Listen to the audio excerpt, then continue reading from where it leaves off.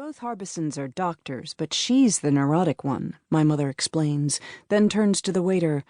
Calves' liver, she pronounces, like a Noel Coward heroine. The waiter hovers, pen poised. He knows on which side this family's bread is buttered. And will it be the usual for monsieur?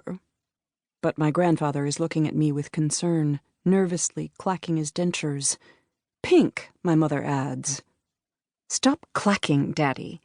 You're not going to faint again, are you, sweetheart? As if anyone ever does so on purpose. Unless, of course, it's your only means of escape from an impossible situation. Trapped with a perverse family in a dark brown restaurant, wreathed in cigar smoke, the waiters creeping behind you with their trays of horrifying food, peas in blood, fish eggs in filmy sacks. The real reason not to wear a red playsuit, or order lobster, is because, as Edwina Moss wrote in that darkest and brownest of centuries, the gods prefer their food red. Though, under certain circumstances, they'll try anything, the heap of bone and gristle Prometheus foisted off on them. So you might imagine them sitting around Olympus like Brillat Savarin's gourmands, eating slowly and savoring every morsel, the movement of their jaws smooth and gentle, each bite having its special accent, and if they happen to pass their tongues along their gleaming lips. "There she goes again," says my father, "a regular Camille." The next thing I know, I'm on my back, and the gods are looking down at me with dubious, you might say gleeful, concern. Oh, there can be no species of slaughter so inhuman as when, under the plea of making the flesh white, the calf is bled day by day, a sharp-pointed knife run through the neck, severing all the large veins and arteries up to the vertebrae, the skin taken off to the knee and to the head, which is removed, the carcass opened and dressed, kept apart by stretchers, and the thin membrane, the caul, extended over the organs, the heart, the liver. Cause of death? It's never simple.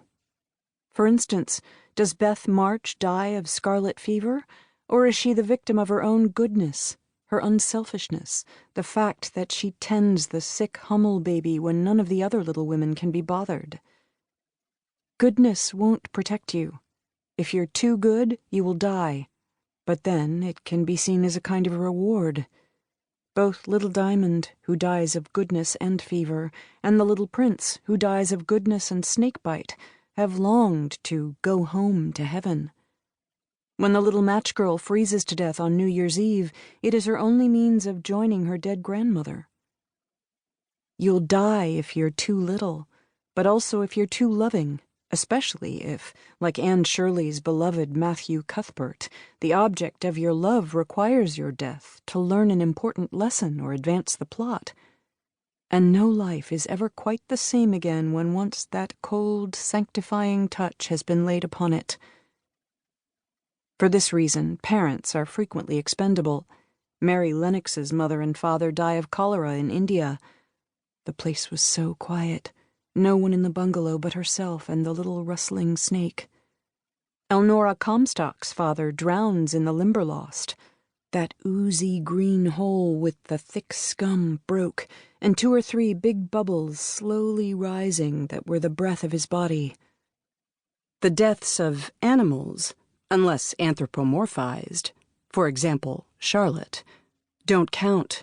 Ditto supernatural deaths, anything in Poe, the sun in the monkey's paw, though Kathy Earnshaw's an exception, since knowing whether she dies of madness, consumption, or a broken heart, nothing that God or Satan could inflict would have parted us. You, of your own will, did it.